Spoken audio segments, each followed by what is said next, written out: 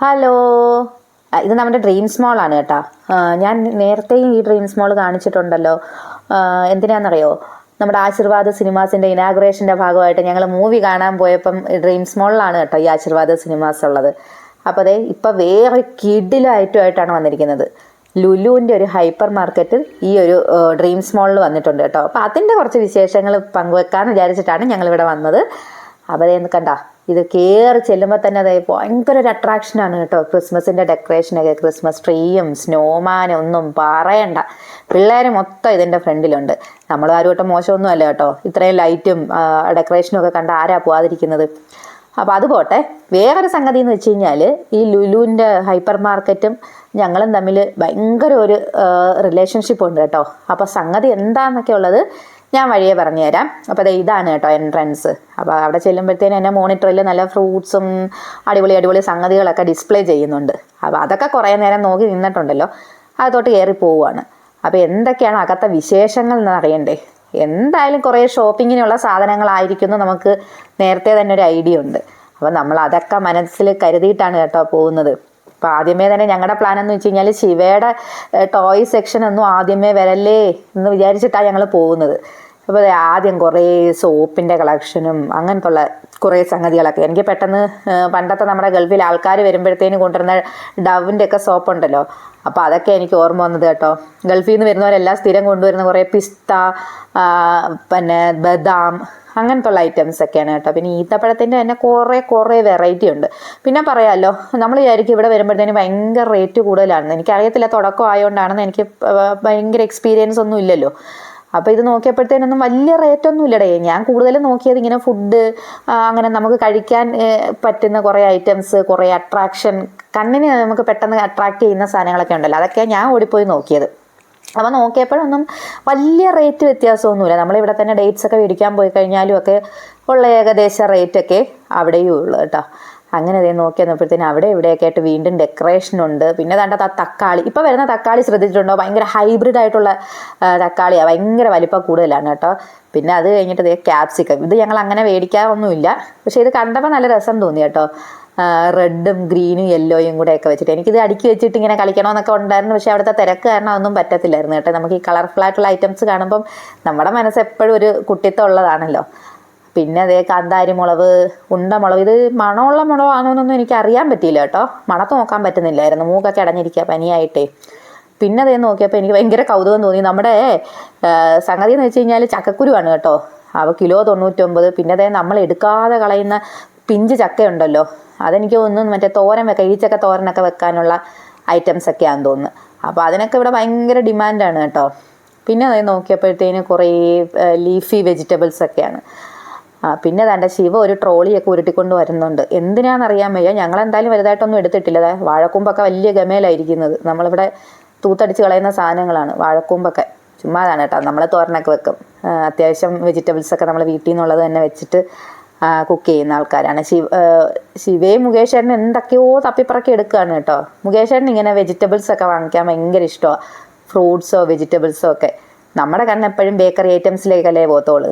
ഇതൊക്കെ വേണമെന്ന് പറഞ്ഞ് നോക്കുവാണ് മുകേഷ് ചേട്ടൻ. പക്ഷേ നമുക്ക് അതൊക്കെ ഭയങ്കര ഒരു പുളിയുള്ള ഐറ്റംസും, പിന്നെ ആവശ്യമില്ലാതെ വീട്ടിൽ കൊണ്ടുവന്നാൽ ശിവയൊന്നും കഴിക്കത്തുമില്ല. പിന്നെ ഇതിൻ്റെ ഒന്നും പേരെനിക്ക് കൃത്യമായിട്ട് അറിയത്തൊന്നുമില്ല. കുറേ ഐറ്റംസ് ഉണ്ട് കേട്ടോ. അപ്പം നമുക്കൊക്കെ ഇതൊക്കെ പരിചയപ്പെടാനുള്ളൊരു അവസരമാണ്. അപ്പോൾ കൊട്ടിയത്ത് ഇങ്ങനെ ഒരു സംഗതി വരിക എന്ന് വെച്ച് കഴിഞ്ഞാൽ നമുക്കൊരു ഭയങ്കര കാര്യമാണ് കേട്ടോ. ലുലു മോള് കൊട്ടിയത്തുണ്ടെന്ന് നമുക്ക് അഭിമാനത്തോടു കൂടി പറയാമല്ലോ. അതെ, അത് കഴിഞ്ഞപ്പോൾ അതേണ്ട ഡേറ്റ്സ്, പിന്നെ അതെ മുന്തിരിങ്ങയുടെ തന്നെ ഒത്തിരി വെറൈറ്റി ഉണ്ട് കേട്ടോ.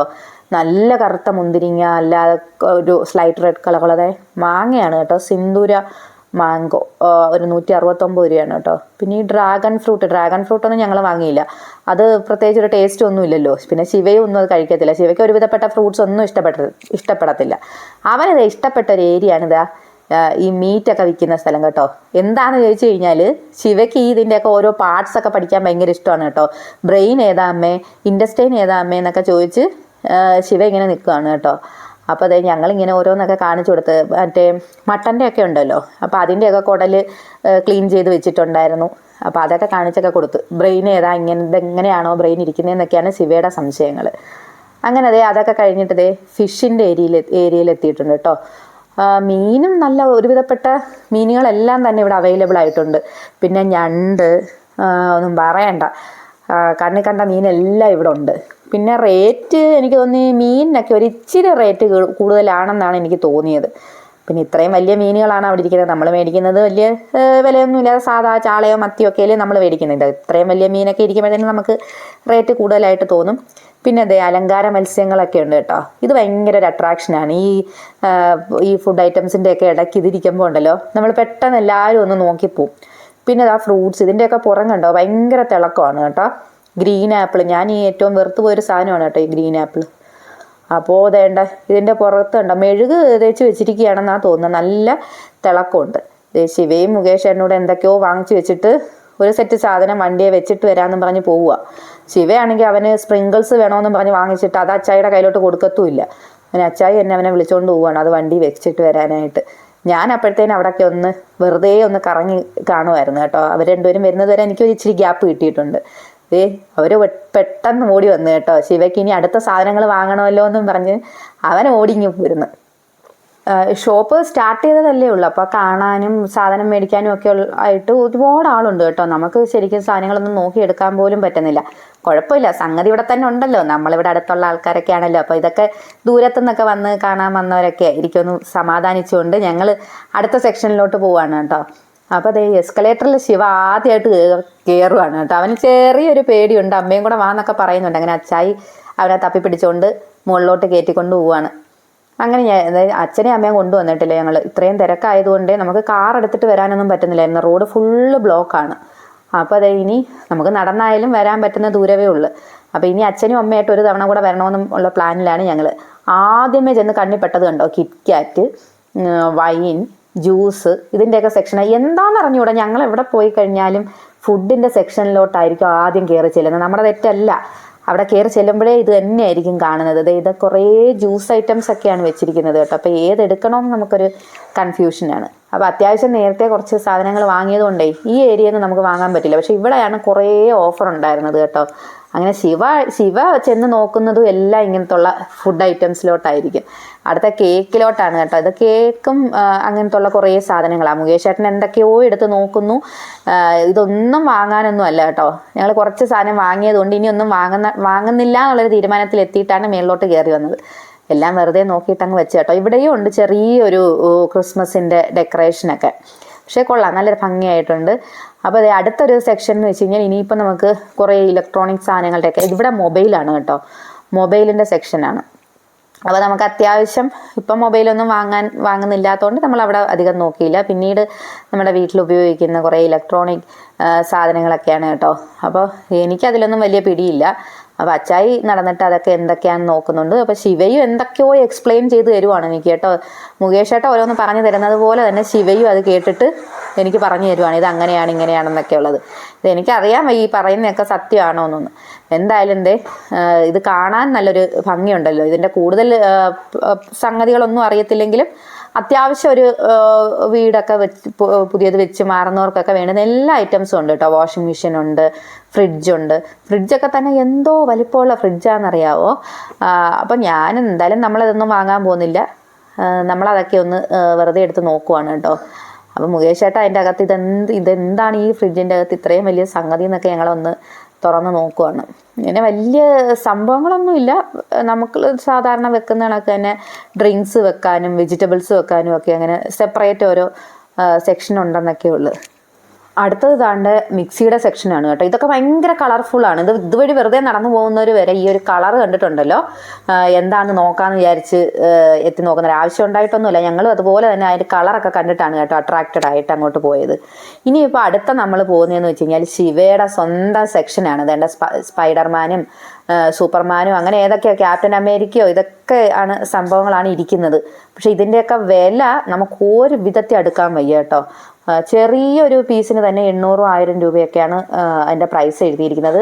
അപ്പോൾ ഇത് ഇമ്പോർട്ടഡ് ക്വാളിറ്റി, നല്ല ക്വാളിറ്റി ഉള്ള സാധനങ്ങളൊക്കെ ആയിരിക്കും. അപ്പോൾ അത് കാരണം ഞങ്ങൾ അധികം അങ്ങോട്ട് നോക്കിയിട്ടില്ല. എങ്കിലും ഉണ്ടല്ലോ മൊത്തം ബോയ്സിനെ ഫോക്കസ് ചെയ്തുള്ള ഐറ്റംസാണ് കൂടുതലും ഞാൻ കണ്ടത്. അപ്പോൾ ഗേൾസിൻ്റെ ആ ഒരു സെക്ഷനായിട്ടൊന്നും വലുതായിട്ട് ഞങ്ങളത് കാണാൻ അങ്ങോട്ട് പോകാത്തത് കൊണ്ടായിരിക്കും. ശിവ ഈ ഏരിയ കിടന്ന് കറങ്ങുന്നതുകൊണ്ട് ഞങ്ങളും അവിടെ തന്നെ കിടന്ന് കറങ്ങിയത് കേട്ടോ.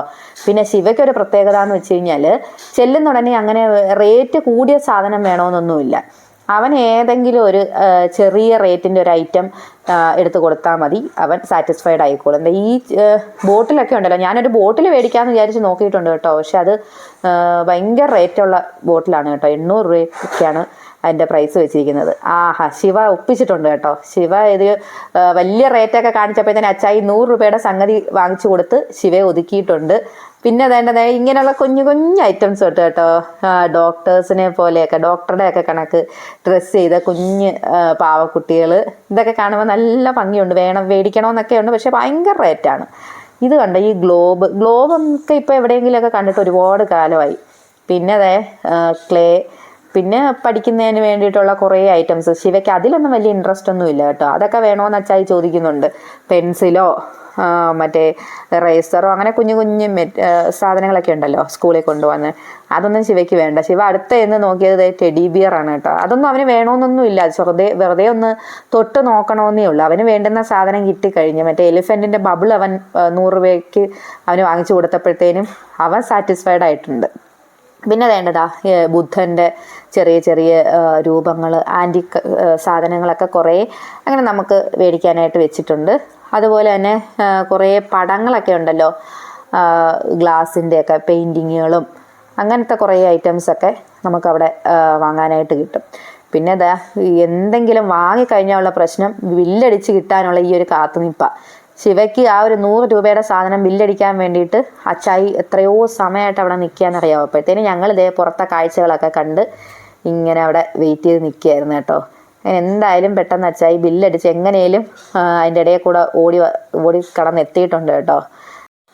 ഇനി ഇവിടെ നിന്നാൽ പണിയാവുമെന്ന് അച്ചായിക്ക് അറിയാവുന്നതുകൊണ്ട് എത്രയും പെട്ടെന്ന് അവിടെ നിന്ന് ഓടി രക്ഷപ്പെടാനുള്ള വഴിയാണ് കേട്ടോ അച്ചായി നോക്കുന്നത്.